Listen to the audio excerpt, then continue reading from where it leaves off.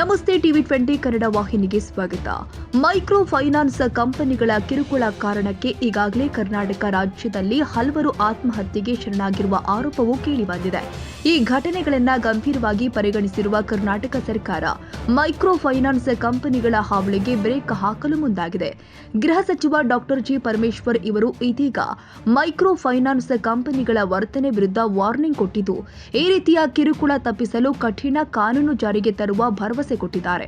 ಬೆಂಗಳೂರಿನ ಸದಾಶಿವನಗರದ ತಮ್ಮ ನಿವಾಸದ ಬಳಿ ಮಾಧ್ಯಮಗಳ ಜೊತೆಗೆ ಮಾತನಾಡಿದ ಗೃಹ ಸಚಿವ doctor G Parameshwar, micro finance ಕಿರುಕುಳ ಆರೋಪವನ್ನು ರಾಜ್ಯ ಸರ್ಕಾರ ಗಂಭೀರವಾಗಿ ಪರಿಗಣಿಸಿದೆ ಎಂದರು. ಮೈಕ್ರೋ ಫೈನಾನ್ಸ್ ಸಿಬ್ಬಂದಿಗಳು ಕಿರುಕುಳ ನೀಡುತ್ತಾ ಇರುವ ಕುರಿತು ಈಗಾಗಲೇ ರಾಜ್ಯದಲ್ಲಿ ಹಲವು ಪ್ರಕರಣಗಳು ದಾಖಲಾಗಿದೆ. ಸಾಕಷ್ಟು ಆರೋಪಗಳು ಕೂಡ ಕೇಳಿಬಂದಿದೆ. ಹೀಗಾಗಿ ಕರ್ನಾಟಕ ಸರ್ಕಾರವೂ ಕೂಡ ಇದನ್ನ ಗಂಭೀರವಾಗಿ ಪರಿಗಣಿಸಿದ್ದು, ಈ ಬಗ್ಗೆ ಸೂಕ್ತ ಮತ್ತು ಕಠಿಣ ಕಾನೂನು ರೂಪಿಸಲು ಚರ್ಚೆಯನ್ನು ಕೂಡ ನಡೆಸ್ತಾ ಇದ್ದೇವೆ ಎಂದರು. ಫೈನಾನ್ಸ್ನಿಂದ ಈಗಾಗಲೇ ಬಹಳಷ್ಟು ಜನರಿಗೆ ತೊಂದರೆ ಆಗ್ತಾ ಇದೆ ಅಂತ ಹೇಳಿ ರಾಜ್ಯಾದ್ಯಂತ ಅನೇಕ ಕಡೆ ಕಂಪ್ಲೇಂಟ್ ಮಾಡಿದ್ದಾರೆ. ಈಗಿರ್ತಕ್ಕಂಥ ನಿಯಮಗಳು ಅಷ್ಟು ಕಠಿಣವಾಗಿಲ್ಲ ಅನ್ನುವಂಥದ್ದು ನಮ್ಮ ಗಮನಕ್ಕೂ ಕೂಡ ಬಂದಿರುವಂಥದ್ದು. ಏನು ಬ್ಯಾಂಕಿನ ನಾರ್ಮ್ಸ್ ಪ್ರಕಾರ ಅದನ್ನು ರಿಕವರಿ ಮಾಡೋದಕ್ಕೆ ಕಾನೂನಿದೆ, ಅದೇ ಪ್ರಕಾರ ಅವರ ರಕ್ಷಣೆ ಮಾಡೋದಕ್ಕೂ ಕಾನೂನಿದೆ.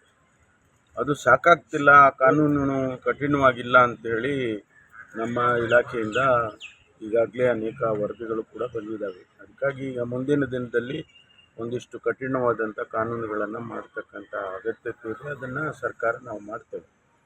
ಆದರೆ ಈ ಮಧ್ಯೆ ಏನು ಅವರಿಗೆ ಹೆರಾಸ್ಮೆಂಟ್ ಇದೆ ಅದನ್ನು ನಿಲ್ಲಿಸೋದಕ್ಕೂ ಕೂಡ ನಾವು ಅವರಿಗೆ ತಿಳಿಸಿದ್ದೇವೆ.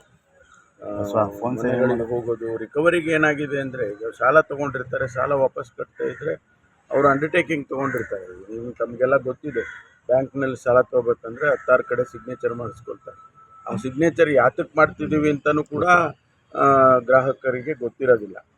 ಅದು ಕಮಿಟ್ಮೆಂಟ್ ಆಗಿರುತ್ತೆ. ಆ ಆಧಾರದ ಮೇಲೆ ಅವರು ಹೋಗಿ ಮನೆ ರೈಡ್ ಮಾಡೋದು, ಮನೆ ಸೀಸ್ ಮಾಡೋದು, ಈ ರೀತಿ ಎಲ್ಲ ಮಾಡ್ತಿದ್ದಾರೆ. ಅದನ್ನು ನಾವು ಕಾನೂನಿನಲ್ಲೇ ನಾವು ಅದಕ್ಕೆ ಸೊಲ್ಯೂಷನ್ ಕಂಡುಹಿಡಿಬೇಕು. ಈಗಾಗಲೇ ಕಾನೂನು ಸಚಿವರು ಕೂಡ ಅದರ ಬಗ್ಗೆ ಗಮನ ಹರಿಸಿದ್ದಾರೆ. ಮುಖ್ಯಮಂತ್ರಿಗಳು ಕೂಡ ಹೇಳಿಕೆ ಕೊಟ್ಟಿದ್ದಾರೆ.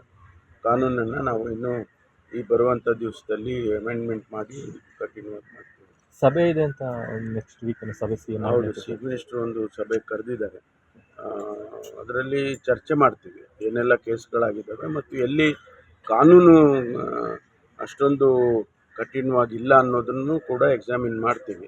ಈ ಕೇಸಸ್ಗಳ ಬಗ್ಗೆ ಕೂಡ ಚರ್ಚೆ ಮಾಡ್ತೀವಿ. ಸರ್, ಪೊಲೀಸರು ಮೇಲ್ಮನವಿ ಸಲ್ಲಿಸಿದ್ರು ಸುಪ್ರೀಂ ಕೋರ್ಟ್ಗೆ ದರ್ಶನ್ ವಿಚಾರವಾಗಿ. ಇವತ್ತು ವಿಚಾರಣೆ ಬರ್ತಾ ಇದೆ. ಏನು ತೀರ್ಪು ಬರುತ್ತೆ ನೋಡಬೇಕಲ್ಲ. ನಾವು ನಮ್ಮ ಕೆಲಸ ನಾವು ಮಾಡಿದ್ದೀವಿ. ಪೊಲೀಸ್ನವರು ಏನು ಬೇಕೋ ಅದನ್ನು ಡಾಕ್ಯುಮೆಂಟೇಷನ್ಸ್ ಇರ್ಬೋದು ಅಥವಾ ಮಾಹಿತಿಗಳನ್ನಿರ್ಬೋದು ಥ್ರೂ ದಿ ಅಡ್ವೊಕೇಟ್ ಕೊಟ್ಟಿರ್ತಾರೆ. ಏನು ತೀರ್ಮಾನ ಬರುತ್ತೆ ಆ ತೀರ್ಮಾನದ ಆಧಾರದ ಮೇಲೆ ಮುಂದುವರುತ್ತೆ. ಸರ್, ರೆಡ್ಡಿ ಅವರು ಒಂದು ಗಂಭೀರ ಆರೋಪ, ಸತೀಶ್ ಜಾರಕಿಹೊಳಿ ಅವರನ್ನು ಮುಗಿಸೋದಕ್ಕೆ ಶ್ರೀರಾಮುಲು ಅವರನ್ನು ಪಕ್ಷಕ್ಕೆ ತರ್ತಾರೆ, ಅದಕ್ಕೋಸ್ಕರನೇ ಇಷ್ಟೆಲ್ಲ ಆಗ್ತಾ ಇದೆ ಅನ್ನುವಂಥದ್ದನ್ನ ರೆಡ್ಡಿ ನಿನ್ನೆ ಪ್ರೆಸ್ ಮೀಟಲ್ಲಿ ಬಗ್ಗೆ ನನಗೇನು ಅಷ್ಟು ಮಾಹಿತಿ ಇಲ್ಲ. ಕಾಂಗ್ರೆಸ್ ಅವರ ಪಕ್ಷದಲ್ಲಿ ಅದೆಲ್ಲ ಗಲಾಟೆಗಳಾಗ್ತಾ ಇದ್ದಾವೆ. ಆದರೆ ನಮ್ಮಲ್ಲಿ ಇದರ ಬಗ್ಗೆ ಯಾವುದು ಕೂಡ ಚರ್ಚೆಗಳಾಗಿ ಆ ವಿಷಯಕ್ಕೆ ಪ್ರಸ್ತಾಪ ಕೂಡ ನಮ್ಮಲ್ಲೇನೂ ಆಗಲಿಲ್ಲ. ಮಧ್ಯೆ ಸತೀಶ್ ಜಾರಕಿಹೊಳಿ ಹೆಸರು ಬಂದಿರೋದು ಗೊತ್ತಿಲ್ಲ. ಅದ್ರ ಬಗ್ಗೆ ನನಗೆ ಯಾವುದೇ ಮಾಹಿತಿ. ಚರ್ಚೆ ಏನಾದರೂ ಆಗಿತ್ತು ಸರ್? ಲೋಕಸಭೆ ಚುನಾವಣೆ ವೇಳೆ ಏನಾಗಿತ್ತು ಅನ್ನೋದು ನನಗೆ ಗೊತ್ತಿಲ್ಲ. ಅಧ್ಯಕ್ಷರು ಉತ್ತರ ಕೊಡ್ತಾರೆ. Thank you sir. ಕನ್ನಡಿಗರ ಮೆಚ್ಚಿನ ನಿಮ್ಮ ಟಿವಿ20 ಕನ್ನಡ ವಾಹಿನಿ ಇದೀಗ ಟಿವಿಯಲ್ಲಿ ಲಭ್ಯ. ಕರ್ನಾಟಕ ಮತ್ತು ದೇಶ ವಿದೇಶದ 360 ಡಿಗ್ರಿ ಸುದ್ದಿ ವಿವರವನ್ನ ಪಡೆಯುವುದಕ್ಕೆ ಟಿವಿ20 ವಾಹಿನಿಯನ್ನು ಲೈಕ್ ಮಾಡಿ, ವಿಡಿಯೋಗಳನ್ನು ಶೇರ್ ಮಾಡಿ, ಕಮೆಂಟ್ ಮಾಡಿ, ಸಬ್ಸ್ಕ್ರೈಬ್ ಮಾಡಿ. HCN ಕೇಬಲ್ 842 ನಂಬರ್ನಲ್ಲಿ ಹುಕ್ಕೇರಿ ತಾಲೂಕು ಹಾಗೂ ಸಂಕೇಶ್ವರದ ಸುತ್ತಮುತ್ತಲಿನ ಹಳ್ಳಿಗಳಲ್ಲಿ ಲಭ್ಯ. PCN ಕೇಬಲ್ 129 ನಂಬರ್ನಲ್ಲಿ ಹಾರುಗೆರೆ ಸುತ್ತಮುತ್ತಲಿನ ಹಳ್ಳಿಗಳಲ್ಲಿ ಲಭ್ಯ. ರಾಯಬಾಗ್ ಡಿಜಿಟಲ್ ಚಾನೆಲ್ ಕೇಬಲ್ 80ನೇ ನಂಬರ್ನಲ್ಲಿ ರಾಯಬಾಗ ತಾಲೂಕಿನ ಸುತ್ತಮುತ್ತಲಿನ ಹಳ್ಳಿಗಳಲ್ಲಿ ಲಭ್ಯ. UDCN ಕೇಬಲ್ ನೆಟ್ವರ್ಕ್ ಉಗಾರ ಸುತ್ತಮುತ್ತಲಿನ ಹಳ್ಳಿಗಳಲ್ಲಿ ನಿಮ್ಮ ಟಿವಿ20 ಕನ್ನಡ ವಾಹಿನಿಯೂ ಲಭ್ಯ.